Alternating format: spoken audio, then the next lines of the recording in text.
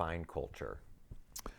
I then define culture as the sum total of everything an organization has learned in its history in dealing with the external problems, which should be goals, strategy, means, how we do things, and how it organizes itself internally, which is how we're going to relate to each other, what kind of a hierarchy, digital's idea of empowering people, IBM's idea of let's be a real sales marketing organization. These early learnings, if they're successful, become the definition. But it's always something that's been learned. It's not something that just either can be imposed or that's just there.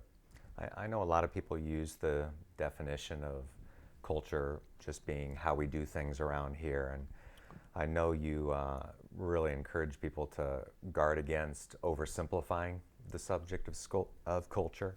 Why is that? Well, because culture operates at many levels, and certainly how we do things around here is the surface level. I like to think of culture to be like the lily pond. On the surface, you've got leaves and flowers and things. They're very visible. A visitor would see them.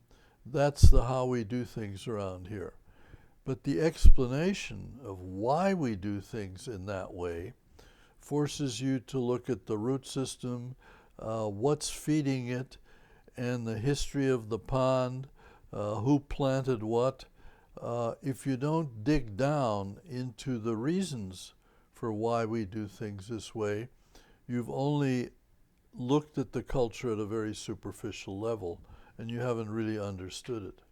Do you see that being commonly done where people are really looking at the surface aspect of culture and not really going deeper? Well, I think it's where people always start Okay. because it's the easiest. But the reason for going beyond it is if you think you've got a culture issue or a problem because something isn't working right in the organization. And that something not working right can start out being just a surface phenomenon. Let's say your sales are off and you think it's because your salespeople aren't collaborating with each other enough. And they say, well, that's how we always do things. We have an individual incentive system, and so that's our culture. We compete. And so now you realize that that's the problem. So now you have to say, well, how did we get to this state of being individually competitive? Now you're beginning to dig down underneath the behavior and look at what's going on in the culture. And you may discover that, well, that's how your founder always defined things, that he always wanted maximum individual competition. And he built that into the career system, into the incentive system, into the bonus system. So now it's easy to say, well, let's change that, but you're now going to change a whole bunch of structural things that have supported this behavior, and therefore it's not going to be so easy to change.